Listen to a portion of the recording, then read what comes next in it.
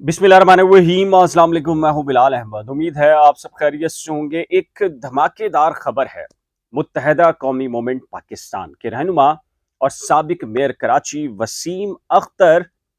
दो ऐसी आईनी दरखास्तों में मुतफर्रिक फरीक बन रहे हैं जो कि जिनका ताल्लुक एक पाकिस्तान तहरीक इंसाफ और एक जमात इस्लामी की दरखास्त से है, और वो है सिंध में दूसरे मरहले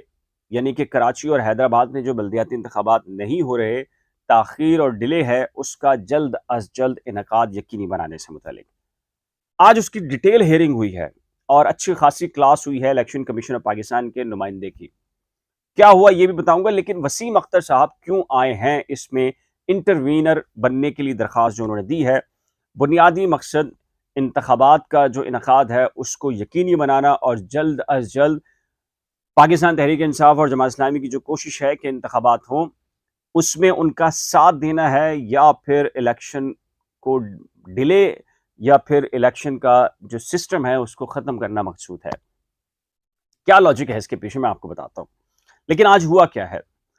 आज कॉज लिस्ट में ये केस नहीं आया था, हालांकि जो गुज़िश्ता समाअत थी उस पर आज के लिए केस एडजर्न हुआ था और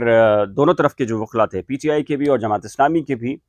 वो परेशान थे कि डेट आज की थी लेकिन आज की कॉज लिस्ट में नहीं। तो फिर पता चला कि जी वो एडिशनल लिस्ट में आई है। जब chief justice Sindh high court Ahmad Ali Sheikh ने केस की समाअत शुरू की तो उन्हें पता चला कि जी एडिशनल लिस्ट भी अभी बनी है और फाइल नहीं है। तो फिर इस केस को एडजर्न कर दिया गया 11 बजे और इलेक्शन कमीशन ऑफ पाकिस्तान से ये कहा गया कि जी आप हमें बताएं कि क्या मामला है। 11 बजे तक इस मामले को रखा गया और आज जो इलेक्शन कमीशन ऑफ पाकिस्तान की जो लीगल टीम थी उनके साथ कुछ ऑफिशियल्स भी कमरा अदालत में मौजूद थे। पहले क्या हुआ है कोर्ट में मैं आपको बताता हूं, और फिर इसमें वसीम अख्तर साहब की जो नई एंट्री हुई है उनके क्या मकासद हो सकते हैं मुमकिन तौर पर, वो भी चीज आपके सामने रखूंगा। आज जैसे ही इस केस की समाअत हुई तो जस्टिस यूसुफ अली सईद हैं जो कि सिंध हाई कोर्ट के चीफ जस्टिस अहमद अली शेख के हमरा जो दूसरे जज हैं, उन्होंने ये सवाल उठाया इलेक्शन कमीशन ऑफ पाकिस्तान के सामने कि बार बार इलेक्शन क्यों मुलतवी हो रहे हैं और सिक्योरिटी का बुनियादी रीजन क्या है। और इसके साथ ही इलेक्शन कमीशन ऑफ पाकिस्तान के वकील से साथ ही सिंध हाई कोर्ट के चीफ जस्टिस अहमद अली शेख ने यह भी सवाल कर दिया, कराची और हैदराबाद में इलेक्शन क्यों नहीं करवा रहे, आपकी जिम्मेदारी है इलेक्शन करवाना। जिस पर इलेक्शन कमीशन ऑफ पाकिस्तान के जो नुमाइंदा थे उन्होंने कहा कि सर 9 नवंबर के लिए हमने एक इजलास रखा था, सुप्रीम कोर्ट पाकिस्तान की जो डायरेक्शन हैं इस केस में और फिर सिंध हाई कोर्ट की डायरेक्शन आ गई हैं, तो वो रखा था हमने इस्लामाबाद में, और उसके लिए पार्टीज़ के जितने हेड्स हैं, इनके पीटीआई से इमरान खान साहब हैं, एमक्यूएम से खालिद मकबूल सिद्दीकी साहब हैं, जमात इस्लामी से जो सिराजुल हक साहब हैं और पीपल्स पार्टी से बिलावल भुट्टो जरदारी हैं, इन सब को हमने 9 नवंबर के लिए तलब किया था ताकि ये बैठ के तमाम स्टेक होल्डर्स बल्दियाती इंतखाबात के हवाले से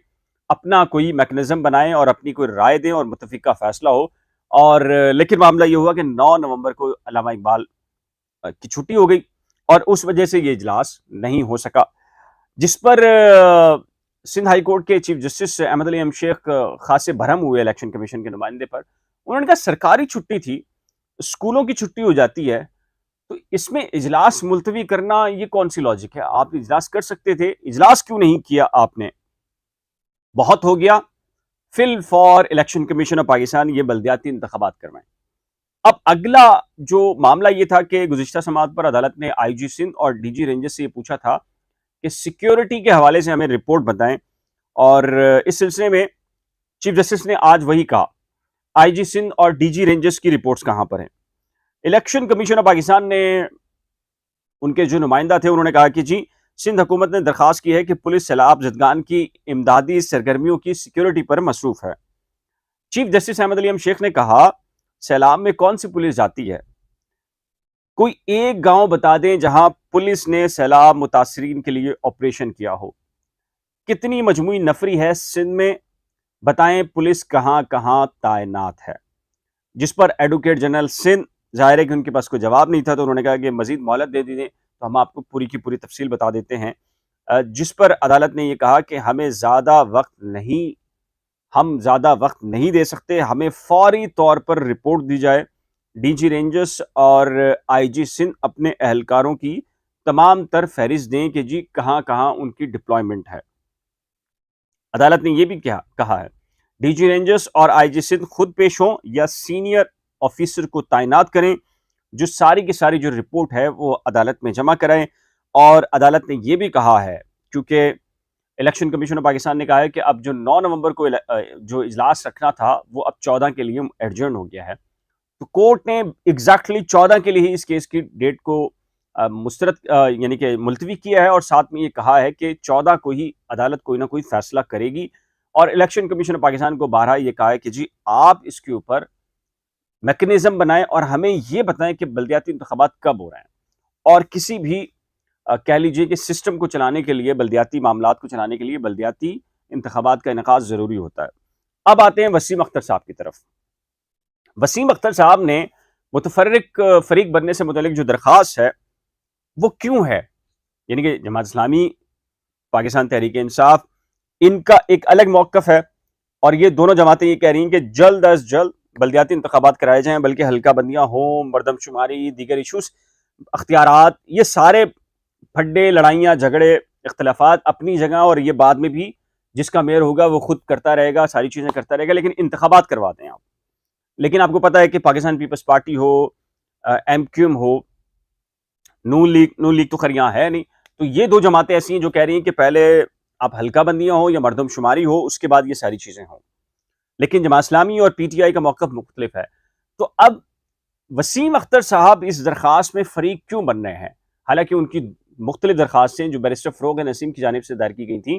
وہ چلی بھی ہیں، ایڈجرن بھی ہوئی ہیں، ڈسمس بھی ہوئی ہیں، کچھ حلقہ بندیوں سے متعلق تھی ان کو کورٹ نے الاؤ بھی کیا ہے،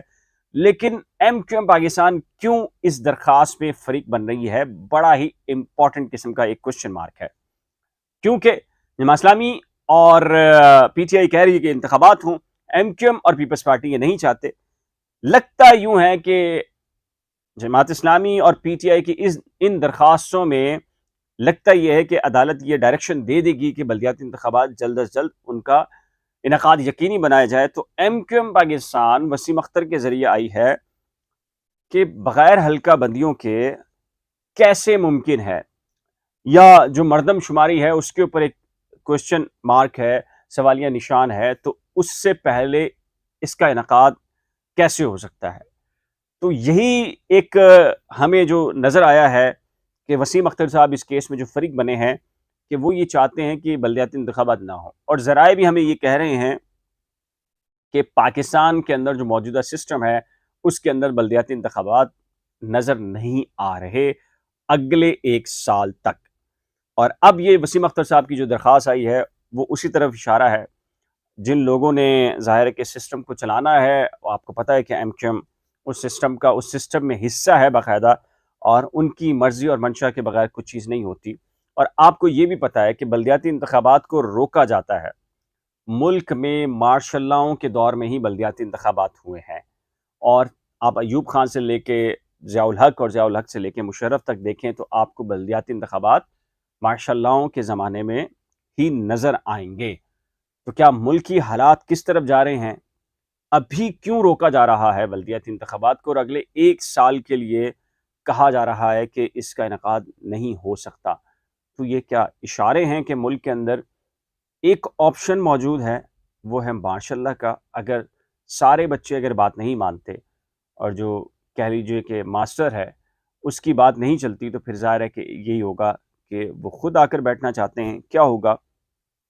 1 سال کے لیے کیوں ملتوی کروائے جا رہے ہیں؟ بہت ہی امپورٹنٹ معاملہ ہے۔ اس سلسلے میں آپ کی رائے کیا ہے؟